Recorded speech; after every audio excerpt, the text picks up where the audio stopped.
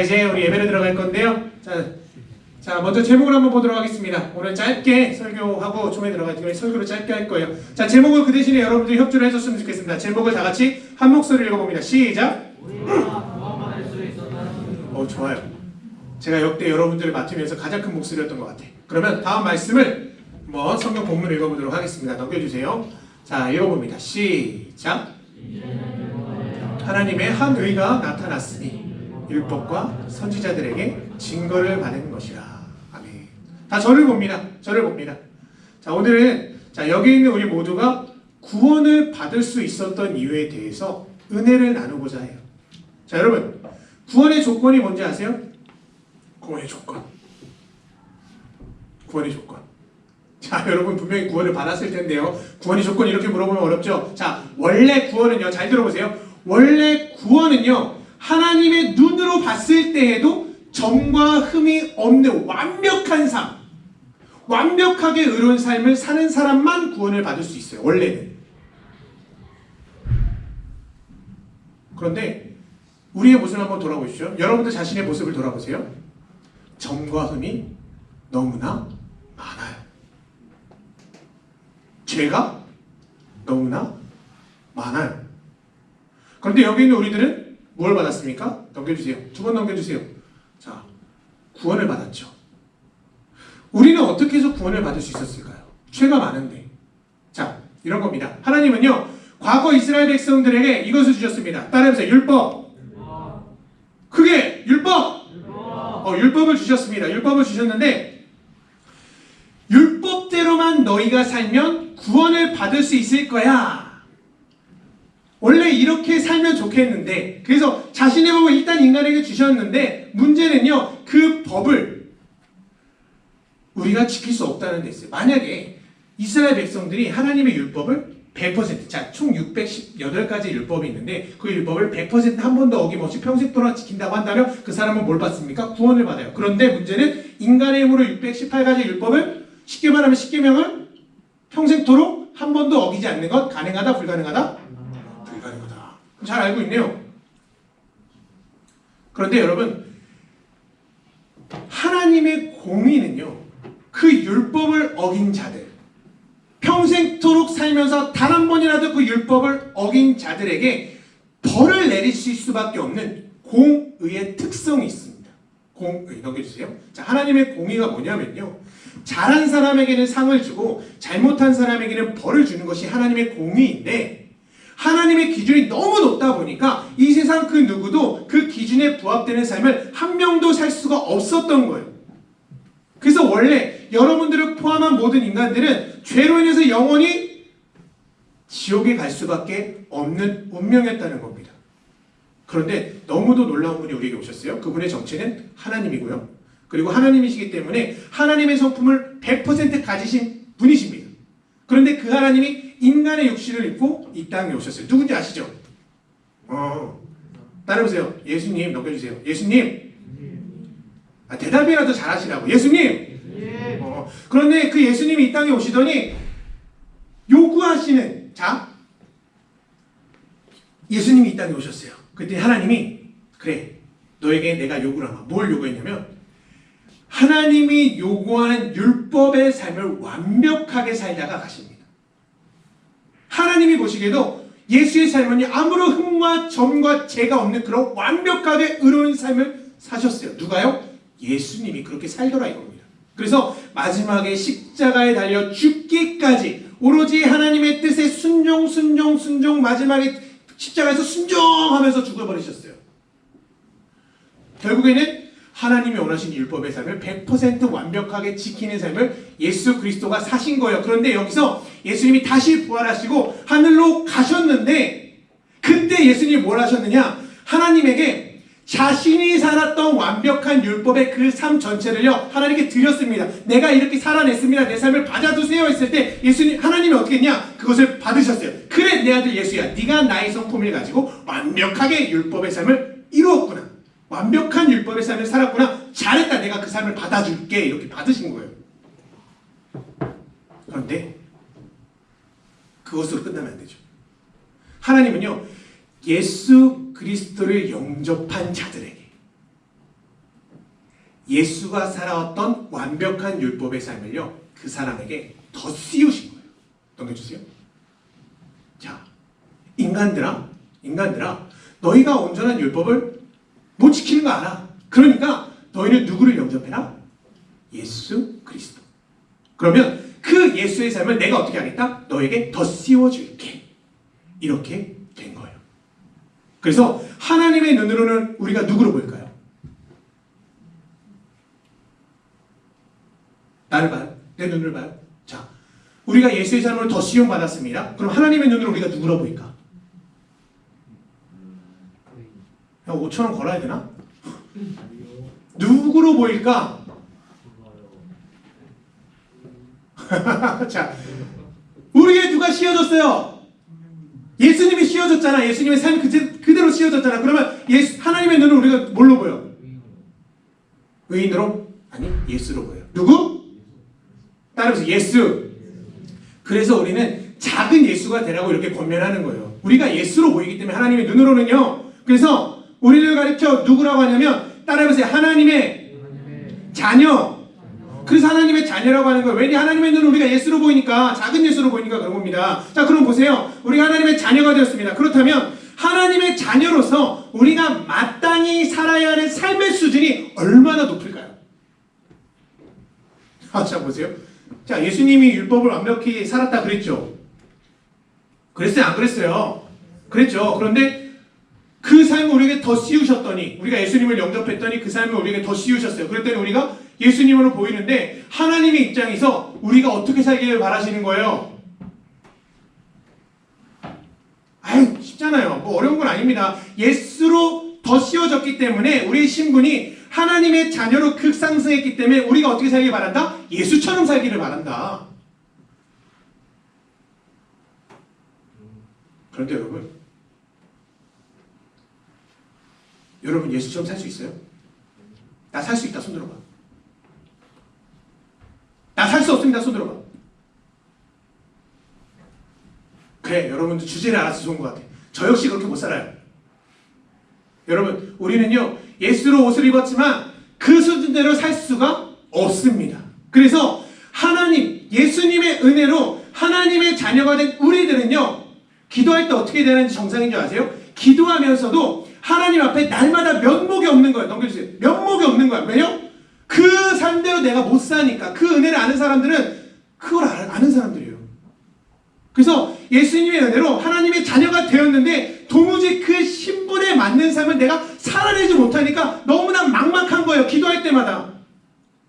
받은 은혜는 있는데 그 은혜대로 살 길이 없으니까 그 은혜에 보답할 길이 보이지 않기 때문에, 그래서요, 이상하게 우리가 하나님께 다가가면 다가갈수록, 기도하면 기도할수록 어떻게 되는 줄 아십니까?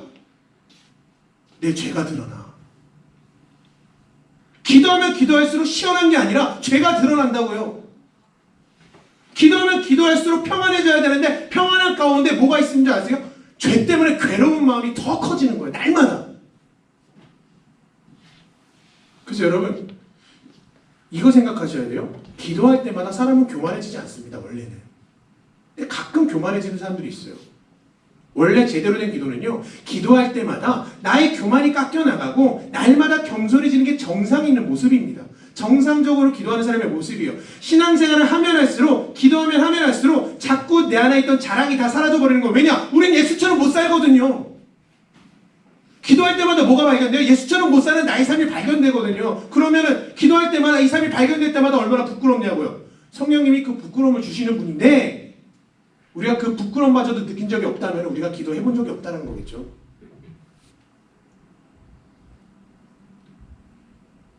그런데 우리가 기도할 때마다 눈물을 흘리면서 왜 나는 그렇게 못 살까요? 한탄하면서 가지만은 그런 과정 속에서 조금이나마 조금씩 하나님이 나에게 주신 그 신분에 걸맞는 자로 하나님이 직접 우리의 마음을 변화시켜 가시는 거예요. 점점 하나님의 자녀에 걸맞는 삶을 살 수 있게 되는 거예요. 눈물로 기도할 때마다 그렇게 된다는 겁니다. 이러한 신앙의 모습을 여러분들이 회복해야 되는 거예요. 그게 정상인의 신앙생활입니다. 이것이 은혜를 아는 자들의 마땅한 삶의 신앙 태도예요. 그래서 진짜 그리스도인들은요, 넘겨주세요. 자신이 아무리 주를 위해서 일한다 해도요, 자신이 아무리 예배를 드린다고 해도요, 오직 주님을 위해서 평생 산다고 해도요, 어떻게 고백하는지 아세요? 나는 무익한 종입니다.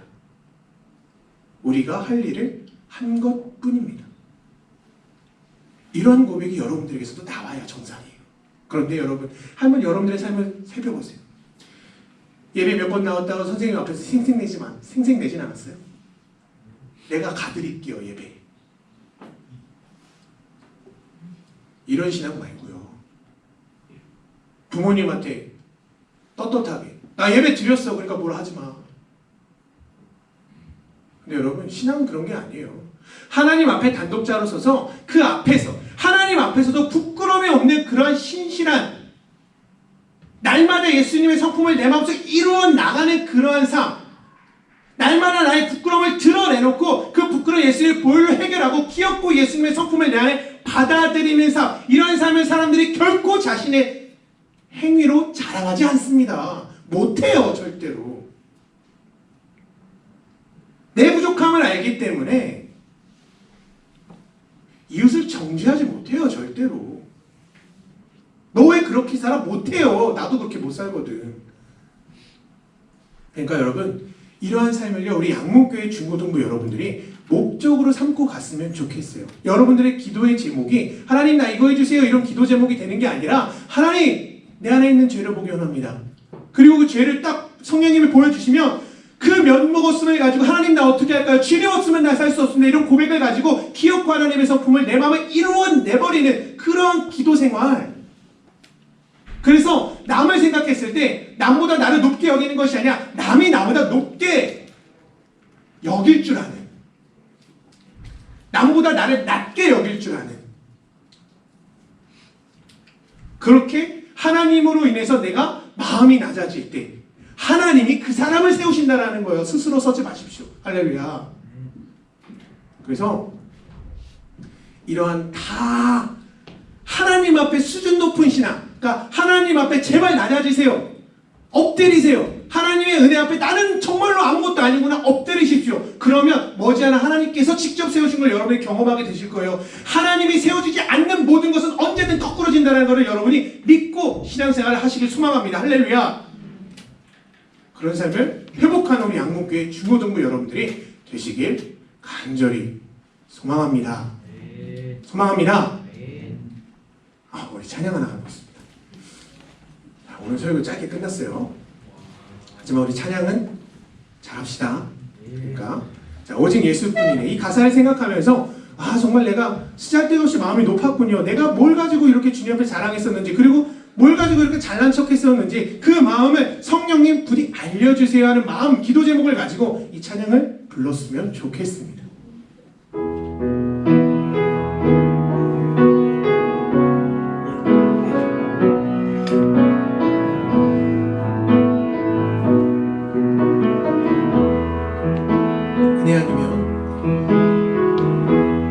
은혜 아니면 살아갈 수가 마저도 다 주의 것이니 세상 평안과 위로 내게 없어도 예수, 오직 예수뿐이네. 그 신 계획 다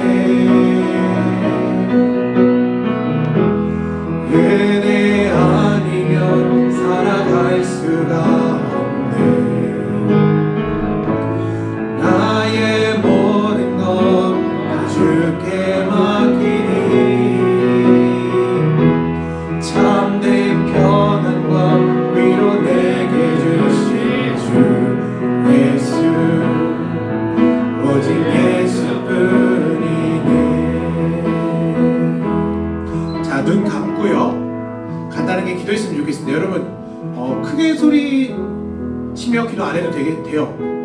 그렇지만 마음속으로 한번 기도해봤으면 좋겠습니다. 마음속으로 성령님께 대화를 신청해보면 좋겠어요. 한번 이렇게 기도하십시오. 하나님, 아니 성령님, 나의 죄를 보기 원합니다. 세상 법을 어기는 걸 가지고 세상 사람들은 죄라고 하지만, 우리가 세상 법을 아무리 준수하고 도덕적으로 윤리적으로 완벽한 삶을 산다 하더라도 하나님의 보시는 죄는 그것들이 아니에요. 하나님 없이 사는 모든 것, 하나님의 의를 의지하지 않는 모든 것, 하나님께 기도하지 않는 모든 것, 하나님과 관련 없이 사는 모든 삶이 다 죄입니다. 성경에서 말하는. 그런데 문제는요, 우리가 그 죄를 느끼지 못하면 회개하기가 힘들어요. 그렇기 때문에 성령님, 나의 죄를 보기 원합니다. 성령님, 나의 죄를 빛으로 드러내시옵소서. 그래서 우리가 회개하지 않고는 버틸 수 없을 정도로 빛으로 비춰주셔서 아버지 예수님의 부여를 간절히 간구하는 내가 되게 하여 달라고 이 시간 성령께 나의 죄를 보여달라고 기도하시고요. 두 번째, 하나님, 이제는 기도하는 삶을 살기 원합니다. 이제는 주님을 의지하는 삶을 살기 원합니다. 한번 기도하는 삶을 살아보기 원합니다. 이렇게 결단했으면 좋겠습니다. 여러분, 말씀 아무리 들어봤자요, 말씀 1000번 100번 들어봤자 아무 소용 없습니다. 기도로 이어지지 않으면 아무런 의미가 없습니다. 그러니까 하나님, 기도를 통해서 나를 만나 주옵소서. 기도하겠사오니 그곳간의 세밀한 음성으로 나에게 응답하여 주시고 그 말씀이 나에게 뿌리가 되어 열매 맺을 때까지 하나님의 생명과 능력으로 채워주시길 간절히 소망합니다. 우리의 기도를 통해 나를 만나 주시옵소서. 우리가 이 두 가지 기도 제목, 성령님 나의 죄를 보기 원합니다, 알리게 하여 주옵소서. 그리고 두 번째, 내가 이제 기도의 삶을 살기 원합니다, 결단하는 기도 제목을 가지고 이 시간 기도할 때 아버지 응답이 간절히 소망합니다. 이 시간 기도하시겠습니다. 하나님 아버지, 오늘이 감사합니다. 하나님 온전히 붙잡아 주시고 우리 양문교회 중고등부아이들과 함께하여 주시옵소서. 우린 너무나 부족합니다. 우린 너무나 연약합니다. 주님을 의지할 줄도 모르는, 아버지는 주님을 모르는 자들입니다. 하지만 주님, 우리가 기도로 주님께 무릎 꿇으며 눈물을 나가겠사오니 아버지, 우리의 기도를 인도하여 주시고 우리의 기도가 회개의 기도가 되게 하여 주시고 우리의 기도를 통해 응답받기 간절히 소망하오니 아버지 예수 그리스도의 그런 능력 크심을 우리가 경험하며 나갈 수 있게 되어지 간절히 소망합니다. 이 예배를 통해서 뿐만 아니라 우리의 삶 가운데서도 주님을 잃어버리지 않으며 주님만을 의지하며 나가는 우리가 될 수 있도록 인도하여 주시옵소서. 우리를 긍휼하게 여겨 주시옵고 주님 없이 산다는 아버지 그러한 놀라운 아버지 교만을 벗어버리며 오직 주님만을 의지하며 나가는 우리가 될 수 있도록 붙잡아 주시고 아버지 생명을 사모하는 마음을 가지고 아버지 능력받아 이 세상 가운데 주님을 먹으며 나라는 부족함이 없는 그런 우리가 될 수 있도록 인도하여 주옵소서. 전도를 별 것이 아닙니다. 아버지의 생명과 아버지 사랑을 받고 아버지 기뻐하는 것이 전도이며 아버지의 능력을 받고 아버지 그냥 내가 존재하는 것만으로도 복음인 줄 믿습니다. 아버지 그런 실질적으로 주님을 경험하고 실질적으로 주님을 만날 수 있는 놀라운 시간 될 수 있도록 인도하여 주시고 붙잡아 주시옵소서. 주님을 더욱더 바라보며 나가오니 아버지 함께하여 주시고 이 기도 이후에도 아버지 많은 순서들이 남아있사오니 주님께서 온전히 함께하여 주셔서 주님의 영광 받은 게 부족함이 없는 공동체로 온전히 이끌어주실 줄 믿사오니 아버지 끝까지 함께하여 주시고 붙잡아 주시옵소서. 우리의 중고등부와 함께하여 주시고 인도하여 주실 줄 믿습니다. 감사하며 예수님 이름으로 기도합니다. 우리 주기도문 함으로 예배 모든 순서를 마치도록 하겠습니다. 하늘에 계신 우리 아버지여, 이름이 거룩히 여김을 받으시오며 나라에 임하옵시며 뜻이 하늘에서 이룬 것 같이 땅에서도 이루어지이다. 오늘날 우리에게 일용할 양식을 주옵시고 우리가 우리에게 죄 지은 자를 사하여 준 것 같이 우리의 죄를 사하여 주옵시고 우리를 시험에 들게 하지 마옵시고 다만 악에서 구하옵소서. 되게 나라와 권세와 영광이 아버지께 영원히 있사옵나이다.